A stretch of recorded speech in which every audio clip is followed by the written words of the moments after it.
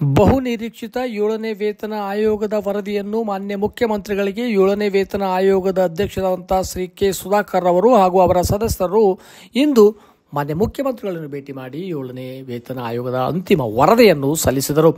ವರದಿಯಲ್ಲಿರ್ತಕ್ಕಂಥ ಪ್ರಮುಖ ಅಂಶಗಳನ್ನು ನಾವು ಗಮನಿಸಿದ್ದೆ. ಆದರೆ ಯಾವ ಒಂದು ಶಿಫಾರಸುಗಳನ್ನು ಮಾಡಿದ್ದಾರೆ ಮತ್ತು ಯಾವ ಶಿಫಾರಸುಗಳನ್ನು ಮಾನ್ಯ ಮುಖ್ಯಮಂತ್ರಿಗಳು ಈಡೇರಿಸುತ್ತಾರೆ ಎಂದು ನೋಡಿದಾಗ ಪ್ರಮುಖವಾಗಿರ್ತಕ್ಕಂಥ ಶಿಫಾರಸು ಅಂತಂದರೆ ರಾಜ್ಯ ಸರ್ಕಾರಿ ನೌಕರರಿಗೆ 27.5% ವೇತನ ಪರಿಷ್ಕರಣೆಗೆ ಆದೇಶವನ್ನು ಮಾಡಿದ್ದಾರೆ. ಅಂದರೆ 27.5% ಒಂದು ಫಿಟ್ಮೆಂಟ್ ನೀಡಬೇಕು ಅಂತೇಳಿಸಿ ಅವರು ಶಿಫಾರಸು ಮಾಡಿದ್ದಾರೆ.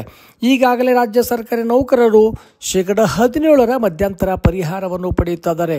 ಇದನ್ನು ಹೊರತುಪಡಿಸಿದರೆ ಇನ್ನೂ 10.5% ಮೂಲ ವೇತನದಲ್ಲಿ ಹೆಚ್ಚಳ ಆಗ್ತಕ್ಕಂಥ ನಿರೀಕ್ಷೆ ಇದೆ.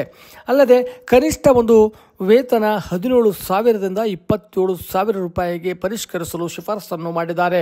ಅಲ್ಲದೆ ಈ ಒಂದು ನೂತನ ವೇತನ ಆಯೋಗವು 1/7/2022 ಅಂದರೆ ಜುಲೈ 1ರಿಂದ ಅನ್ವಯವಾಗುವಂತೆ ಶಿಫಾರಸನ್ನು ಕೂಡ ಅವರು ಮಾಡಿದ್ದಾರೆ.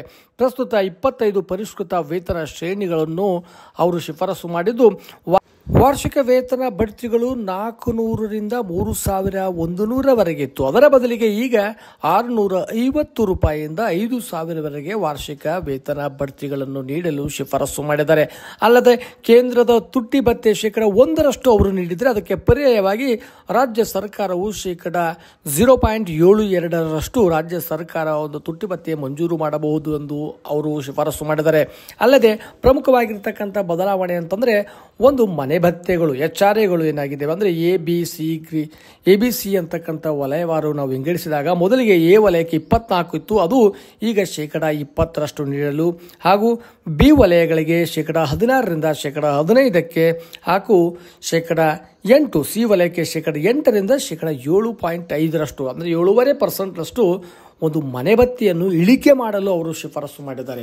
ಏಕೆಂದರೆ ಮೂಲ ವೇತನ ಹೆಚ್ಚಾಗುವುದರಿಂದ ಈ ಒಂದು ಮನೆ ಭತ್ಯೆಗಳು ಕೂಡ ಪ್ರಮಾಣದಲ್ಲಿ ಕಡಿಮೆ ಆದರೂ ಕೂಡ ಹೆಚ್ಚಿನ ವೇತನವನ್ನು ಪಡೆಯಬಹುದಾಗಿದೆ ಎಂದು ಹಾಗಾಗಿ ಅವರು ಅದರಲ್ಲಿ ಕಡಿಮೆ ಒಂದು ಶಿಫಾರಸನ್ನು ಮಾಡಿದ್ದಾರೆ. ಹಾಗಾಗಿ ಇನ್ನೂ 10 ಹಲವು ವಿಶೇಷಗಳು ಈ ಒಂದು ವೇತನ ಆಯೋಗದ ವರದಿಯಲ್ಲಿದ್ದು ಮುಂದಿನ ವಿಡಿಯೋದಲ್ಲಿ ನಾವು ಸಂಕ್ಷಿಪ್ತವಾಗಿ ಬೇರೆ ಪ್ರಮುಖ ಅಂಶಗಳನ್ನು ಗಮನಿಸೋಣ. ಧನ್ಯವಾದಗಳು.